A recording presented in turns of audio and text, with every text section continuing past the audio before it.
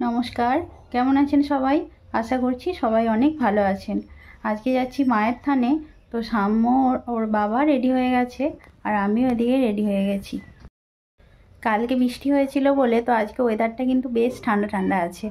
সেই জন্য এখন 10টা মতো বাজে, সেরকম আর কিছু মনে হচ্ছে না, না হলে হয়তো ভীষণ গরম হতো। তো চলুন ওখানে যাওয়ার পর আপনাদেরকে দেখাবো যে কীরকম। আমিও আমার লাইফে এই প্রথমবার যাচ্ছি। যখন বাপের বাড়িতে ছিলাম তখন ওখানে যাব যাব করে আর যাওয়া হয়ে ওঠেনি, আর এখানে এসেও 7 বছর মতো বিয়ে হয়ে গেছে, তো যাওয়া আর হয়ে ওঠেনি। এইবার প্রথম যাচ্ছি। চলুন আমিও যাই আর তার সাথে আপনাদেরকেও নিয়ে যাই। আমরা সাইকেল নিয়ে যাব, সেই জন্য ভাবছি যে আজকে শাড়ি না পরে চুড়িদারটাই পরে নিই। তাতে করে কি হয়, সাইকেলটা চালাতেও সুবিধা হয় আর অসুবিধেও হবে না খুব একটা। তো আমরা বলতে বলতে বেরিয়েও পড়েছি আর এখন আমরা চলে এসেছি কানাড়িয়া ব্রিজে। এই যে এখান দিয়ে যে নদীটি গেছে এটি হলো একটি কানা নদী। আমাদের বাড়ির পাশে যে খালটি গেছে সেইখানে যে জলটি গেছে সেটা কিন্তু এই নদী থেকেই জলটি গেছে। মানে এই যে নদীর স্রোতটা দেখতে পাচ্ছেন, তো এই নদীরই একটা অংশ হলো সেই খালটি। আগে আইবুড়ো বেলায় অনেক সময় পড়তে এসে আমরা এই নদীর ব্রিজে বিকেলের দিকে আসতাম সব বন্ধুরা মিলে, অনেক গল্প করতাম আর বেশ ভালোও লাগতো। কেননা যেমন সুন্দর হাওয়া দেয়, তার সাথে এই বিকেলবেলা এই যে বৃষ্টি দেখতে পাচ্ছেন, এখানে কিন্তু সব সময় লোকে ভর্তি থাকে বিকেলের দিকটাতে। আর এই সময়টা তো বেশ গরম হয়, তাই এই সময়টাই কিন্তু তেমন কেউ আসে না। অনেকে আবার ওই নদীর চরে পিকনিকও করতে যায়, বেশ ভালো পিকনিক হয়। আমাদেরই তো বেশ কয়েকবার যাওয়ার কথা হয়েছিল, কিন্তু যাবো করে আর যাওয়া হয়ে ওঠেনি, তাই আর পিকনিকও করা হয়ে ওঠেনি। কিন্তু এমনি প্রায় সময় ঘুরতে যাই।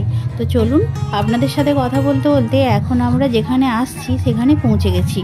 আজকে আমরা মায়ের থানে এসেছি পুজো দেওয়া উপলক্ষে। তো এটা হলো রংবাজপুরের মায়ের থান। এই দেখুন এখন কত লোক, আর এই হলো মন্দিরটি। আমি তো আপনাদের আগেই বললাম যে আমি এখানে এই প্রথমবার এসেছি, এর আগে কোনো দিন আসিনি। কিন্তু সাম্যর বাবা বিয়ের আগে নাকি 3-4 বার এখানে মন্দিরে জল ঢেলেছিল। সেই শেওড়াপুলি থেকে জল নিয়ে আসতো পায়ে হেঁটে, তারপর এখানে এসে জল ঢালতো।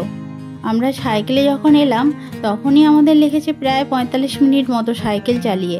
আর তাহলে ওরা ভাবুন হেঁটে হেঁটে আসতো, আবার খালি পায়ে। সত্যি কথা বলতে আমাকে যদি কেউ বলে আসতে, আমি হয়তো পারবো না, কিন্তু মায়ের থানে যদি কেউ পারে এইভাবে জল নিয়ে আসতে, তার সত্যিই খুব ভালো হয়। আমার বাবাও বেশ অনেক দিন বাদে এখানে আসলো, আর এসে ওর পুরানো সব কথা মনে পড়ে গেছে, সেই সবই আমাকে বলছিল। এই যে নদীর ঘাটটি দেখতে পাচ্ছেন মায়ের থানে, এখানেই এসে ওরা সবাই অনেক সময় জল ডুবিয়ে নিত। যেবারে শেওড়াফুলি থেকে জল নিয়ে আসতো সেবারে আর নিত না, কিন্তু যেবারে পায়ে হেঁটে ওরা এমনিই আসতো, এসে এখানে স্নান করে এখান থেকে জল নিয়ে দিত। এইভাবেও বোধহয় 1-2 বার ও দিয়েছে বলল। এখন মন্দিরটা বেশ সুন্দর বাঁধানো হয়ে গেছে, আগে নাকি এরকম ছিল না। আগে এমনি ছিল এতটা সুন্দরভাবে, তখন নাকি ছিল না। এখানে পৌঁছলাম প্রায় ওই 11:30 মতো সময় করে।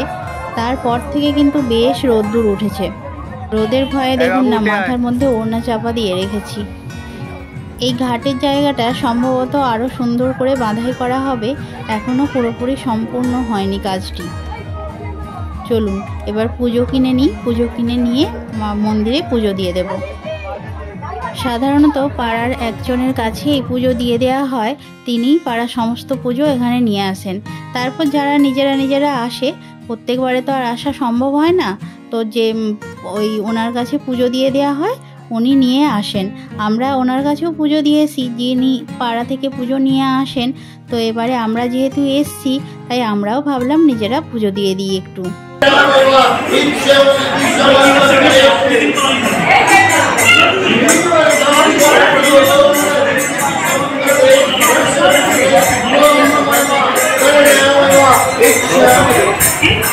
চলুন আমাদের পুজো দেওয়া কমপ্লিট হয়ে গেছে, এবার আমরা যাব আরেকটি মন্দিরে।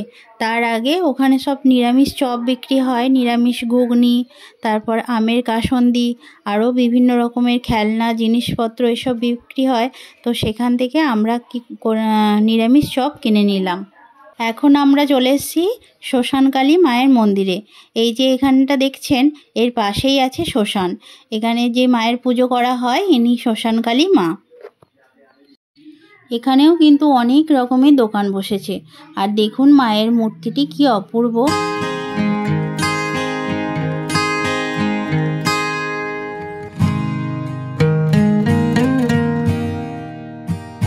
তার সাথে মন্দিরটির চারপাশটাও কিন্তু ভীষণ সুন্দর, বেশ ভালো লাগছে এইখানটায় এসে। ভাবছি এইখানে এসেই আমরা কিছু খাওয়া দাওয়া করে নেব। এখানে বলতে মন্দিরে নয়, মন্দিরের পাশে একটা প্রাইমারি স্কুল আছে, তো ওখানে বসেই ভাবছি খাওয়া দাওয়া করে নেব। অন্য সময় অর্থাৎ এর আগের বছরেও যখন সবাই এসেছিল তখন সাম্যর বাবা বলছিল যে নাকি এত ভিড় হয় পা গোলানো যায় না, কিন্তু এবছর নাকি প্রায় প্রত্যেকটা গ্রামেরই পুজো হয়ে গেছে, সেই জন্য এবছর নাকি এখানটা বেশ ফাঁকা ফাঁকা। তাই আমরাও একটু ফাঁকার মধ্যেই বসে আছি এখন। বাইরেটাতে বেশ গরম লাগছে আর আস্তে আস্তে টেম্পারেচারটাও বাড়ছে, তো সেই জন্য ভাবলাম যে এক দুটো আইসক্রিম খেলে মন্দ হয় না। তাই সাম্য গেল আইসক্রিম কিনতে। সাম্য গেল এই কারণেই, কারণ আইসক্রিম সামনেই বিক্রি হচ্ছিল। ও বলল আমি যাব, তাই ওর বাবা বলল তুই যা। আর এদিকে দেখুন না, আইসক্রিমটা যেহেতু গলে যাচ্ছিল, সঙ্গে করে গ্লাস নিয়ে গেছিলাম ও জল খাবে বলে, তো ওই গ্লাসের মধ্যে করে রেখে ও আইসক্রিম খাচ্ছে। এই মন্দিরে আসলে প্রথমত যেটা করতে হয় সেটা হলো ফলার খেতে হয়, তারপর তুমি তোমার ইচ্ছে মতো যা ইচ্ছে খেতে পারো। তাই ফলার খাওয়ার জন্য আমরা বাড়ি থেকেই সমস্ত কিছু নিয়ে গেছিলাম, চিঁড়ে, মুরকি, আর রাস্তাতে কলা কিনে নিয়েছিলাম, তার সাথে নিয়েছি চপ। তো ওখানে খাওয়া দাওয়া করে এখন আমরা বেরিয়ে পড়েছি বাড়ির উদ্দেশ্যে। সাম্য খুব বেশি ফলার খায়নি, তাই ও একটা রাস্তার মধ্যেই কিন্তু ওআরএস খেয়ে নিচ্ছে। কেননা যাওয়ার সময় যতটা ঠান্ডা ছিল, কিন্তু এখন কিন্তু ভালোই গরম।